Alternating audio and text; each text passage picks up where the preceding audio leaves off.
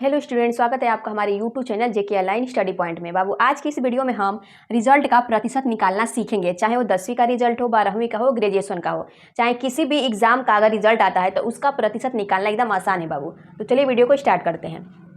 Result का प्रतिशत निकालने के लिए सबसे पहले हम क्या करते हैं, एक तरफ प्राप्तांक और दूसरी तरफ पूर्णांक लिखते हैं। चलिए लिखते हैं प्राप्तांक और दूसरी तरफ हम लिखते हैं बाबू पूर्णांक। प्राप्तांक का मतलब आपका हो जाएगा कि उस एग्जाम में आपको कितना नंबर अंक प्राप्त हुए, यानी हम यहाँ मान लेते हैं 360 अंक। यहाँ पे दिया है आपका पूर्णांक, यानी वो इस एग्जाम में कुल कितने नंबर का था, यानी हम मान लेते हैं यहाँ पे 500। अब हम क्या करेंगे, रिजल्ट का प्रतिशत निकालने के लिए बाबू हम यहाँ पे एक फार्मूला यूज करेंगे। तो आपका होता है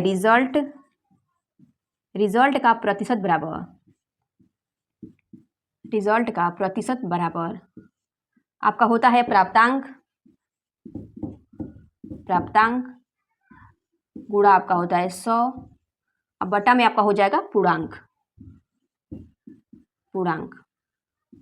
अब हम इस फार्मूले पे इसको रख लेंगे, यानी प्राप्तांक आपका दिया है 360 अंक आपको प्राप्त हुए गुणा 100।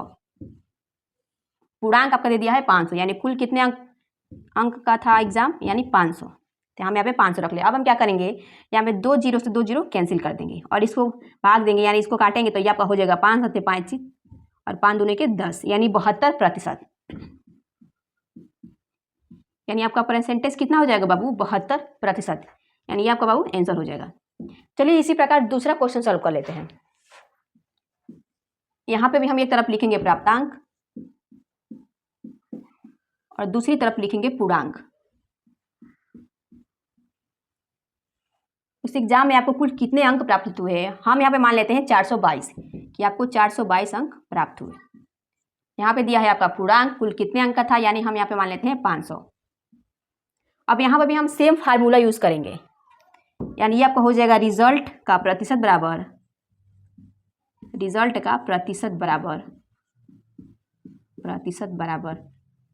आपका क्या होता है यहाँ पे प्राप्तांक, यानी यहाँ पे प्राप्तांक आपका दे दिया है 422, तो हम यहाँ पे लिखेंगे 422 गुणा आपका 100 हो जाएगा।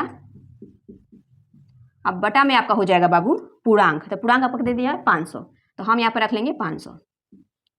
अब हम क्या करेंगे, ये 2 जीरो से 2 जीरो कैंसिल कर देंगे और इसको जब हम भाग देंगे तो ये आपका हो जाएगा 84.4, यानी इस अंक का जो प्रतिशत होगा ये हो जाएगा बाबू 84.4।